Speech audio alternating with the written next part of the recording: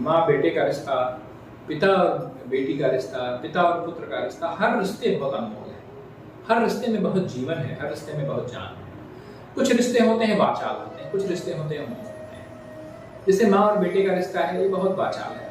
बेटा अपने माँ से छोटे बचपन से ही खाने पीने के लिए और बहुत सी भावनात्मक संबल के लिए उसके ऊपर आश्रित रहता है, उनसे आग्रह करता रहता है, वो उनसे बहुत सी चीज़ें खिलाती पिलाती रहती, फीड करती रहती हैं, बहुत सी उनकी व्यवस्थाएं करती रहती है, वो लेकिन उसमें मुखरता जाता है।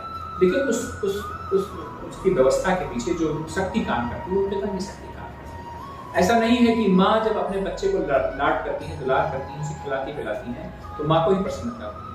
पिता भी उसे देख के प्रसन्न होता है, लेकिन उसकी प्रसन्नता अभिव्यक्त नहीं होती, उसको स्वर नहीं मिलता और उसकी प्रसन्नता, उसकी भावना माँ से कम नहीं होती। लेकिन माँ का रिश्ता मुखर है, पिता का मौन है।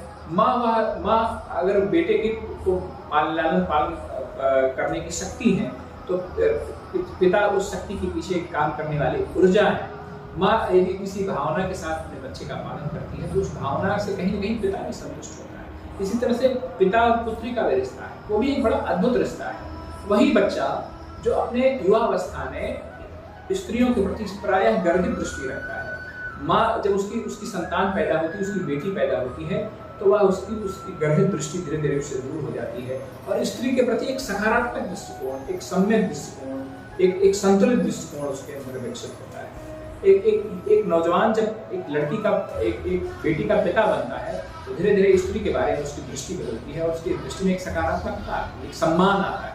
तो वह उसके किसी भी पुरुष की पूर्णता के लिए, किसी भी पुरुष की दृष्टि की पूर्णता के लिए एक उसके पास एक कन्या का होना बहुत जरूरी है।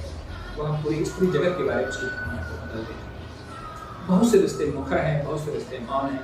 मुखर रिश्ते दुनिया के सामने दिखाई पड़ते हैं, मौन रिश्ते दिखाई नहीं पड़ते हैं। मुखरता का भी आनंद है, मौन का भी आनंद है। पिता पुत्र का रिश्ता मौन के आनंद का रिश्ता।